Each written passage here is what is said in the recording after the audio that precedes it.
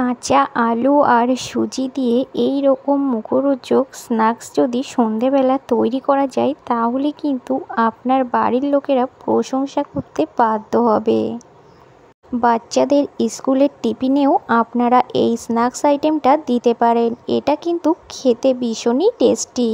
এটা কিন্তু খুব মুচমুচে হয় আর দেখতেও কিন্তু খুব সুন্দর হয়। অবশ্যই আপনারা বাড়িতে একবার ট্রাই করে দেখবেন। আমার মনে হয় আপনাদেরও খুব এটা পছন্দ হবে।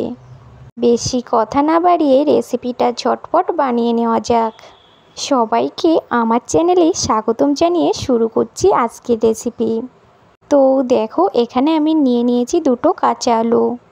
আলুগুলোকে আগে থাকতে ছুলে নিয়ে এইভাবে জলের মধ্যে ভিজিয়ে রেখেছিলাম। এবার আমি এই গ্রেটারের সাহায্যে আলুগুলোকে গ্রেট করে নেব। আমি আলুগুলোকে কেন জলের মধ্যে গ্রেট করছি, কারণ হচ্ছে আলুগুলো জলের মধ্যে গ্রেট করলে পরে আলুর কালারটা কিন্তু আমাদের চেঞ্জ হবে না। তো এখানে আমার আলুগুলো গ্রেট করা হয়ে গেছে। এখন আমি জল পাল্টে পাল্টে আলুগুলোকে খুব ভালো করে ধুয়ে নেব। আলুগুলোকে খুব ভালো করে ধুয়ে নেওয়ার পর এইভাবে জলের মধ্যে রেখে দিয়ে আমি চলে যাব পরবর্তী স্টেপে। এখন আমি একটা কড়াইয়ের মধ্যে দিয়ে দেব কিছুটা পরিমাণে সর্ষের তেল। তেলটা আমি খুব ভালো করে গরম করে নেওয়ার পর এর মধ্যে আমি ফোড়ন দিয়ে দিচ্ছি 1 টিস্পুন জিরে, 1 টিস্পুন গোটা সর্ষে, আর দিয়ে দিচ্ছি 1 টিস্পুন মতো সাদা তিল। ফোড়নটা যখন আমাদের ফাটতে শুরু করবে তখন আমি এর মধ্যে গ্রেট করে নেওয়া আলুগুলোকে দিয়ে দেব। আপনারা কিন্তু আলুগুলো দেওয়ার আগে ভালো করে জল চেপে চেপে তারপরে আলুগুলো দেবেন। খুব ভালো করে সমস্ত কিছুর সঙ্গে আলুগুলোকে একটু ফ্রাই করে নেব। তো আলুটা আমি 2 মিনিট মতো ভালো করে ভেজে নিয়েছি। এখন আমি এর মধ্যে দিয়ে দেব এই রকম ছোটো বাটির 1.5 বাটি জল।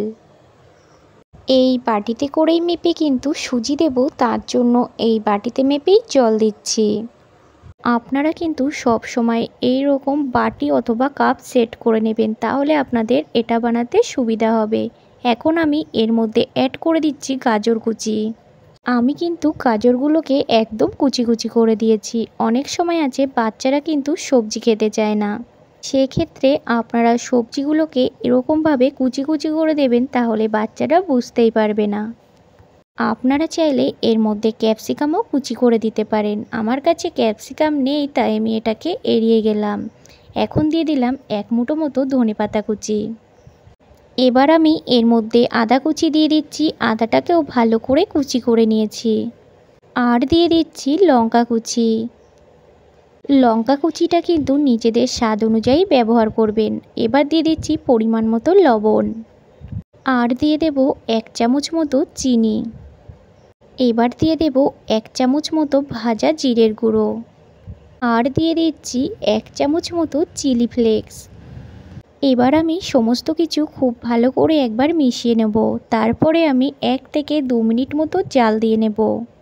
তো 2 মিনিট মতো সমস্ত কিছু খুব ভালো করে আমি ফুটিয়ে নিয়েছি। এখন আমি এর মধ্যে অ্যাড করে দেব সুজি।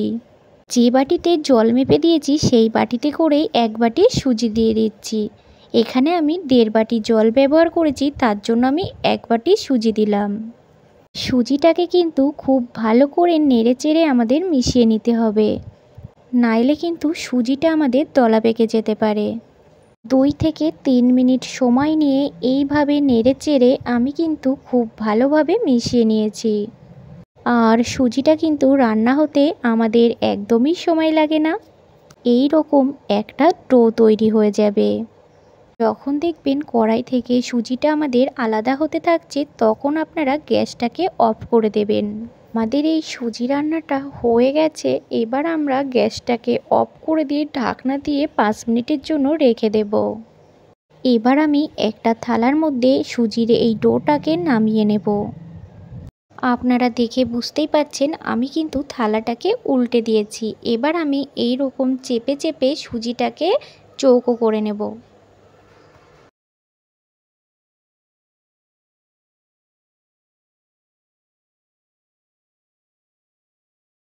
তো আপনারা দেখেন আমি এই রকম চেপে চেপে একটা সুন্দর চৌকো শেপ বানিয়ে নিয়েছি।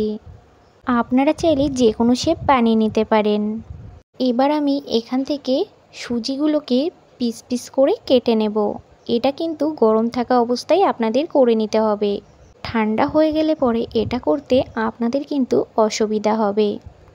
আপনারা কিন্তু এটাকে যেমন খুশি তেমন করেই কাটতে পারেন।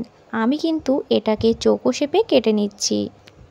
আপনাদের কিন্তু এটা থালা থেকে উঠতে কোনো সমস্যাই হবে না, একদম সহজভাবেই উঠে আসবে। এবার আমি সুজি স্ন্যাক্সগুলো ভাজার জন্য তেল বসিয়ে দিয়েছি কড়াইয়ে। তেল আমাদের গরম হয়ে গেছে, এবার আমি একটা একটা করে দিয়ে দিচ্ছি। অবশ্যই কিন্তু এই সময় গ্যাসের আঁচটাকে আপনারা বাড়িয়ে রাখবেন। একবারে কিন্তু আমি সুজি স্ন্যাক্সগুলো ভাজবো না, আমি কিন্তু দুবারে এগুলোকে ভেজে নেব। আর আপনারা আমার এই ভিডিওটি কে কোথা থেকে দেখছেন অবশ্যই আমাকে কমেন্ট করে জানাবেন। যারা এখনও আমার চ্যানেলটাকে সাবস্ক্রাইব করেননি তারা অতি অবশ্যই আমার চ্যানেলটাকে সাবস্ক্রাইব করে দেবেন আরও এরকম নতুন নতুন ভিডিও পাওয়ার জন্য। এবার আমি এই স্ন্যাক্সগুলোকে এক পিঠ করে উল্টে দেব। আমি কিন্তু এই স্ন্যাক্সগুলোকে একটু গোল্ডেন কালার করে ভেজে নেব। এই স্ন্যাক্সগুলো যখন ভাজবেন তখন কিন্তু আপনাদের গন্ধ ছড়িয়ে পড়বে। আশেপাশে কোনো বাচ্চা থাকলে আপনার কাছে কিন্তু ঠিক চলে আসবে। তো এই রকমভাবে সুজির স্ন্যাক্স বানিয়ে আপনারা অবশ্যই বাচ্চাদেরকে দেবেন। বাচ্চারা কিন্তু তাহলে খুব আনন্দ করে খাবে। তো এখানে দেখেন সুজির স্ন্যাক্সগুলো হালকা গোল্ডেন হয়ে এসছে। আমাদের কিন্তু স্ন্যাক্সগুলো ভাজা কমপ্লিট। এবার আমরা তেল থেকে স্ন্যাক্সগুলোকে উঠিয়ে নিচ্ছি। কাঁচা আলু আর সুজি দিয়ে এই রকম মুখরোচক স্ন্যাক্স কার না খেতে ভালো লাগে। আপনারা যখন এই স্ন্যাক্সটা খাবেন তখন অতি অবশ্যই সস আর স্যালাড নিতে ভুলবেন না। এই রেসিপিটা আমাদের কিন্তু সম্পূর্ণ নিরামিষভাবেই তৈরি হয়েছে, তবে নিরামিষটাও খেতে কিন্তু অসাধারণ লাগে।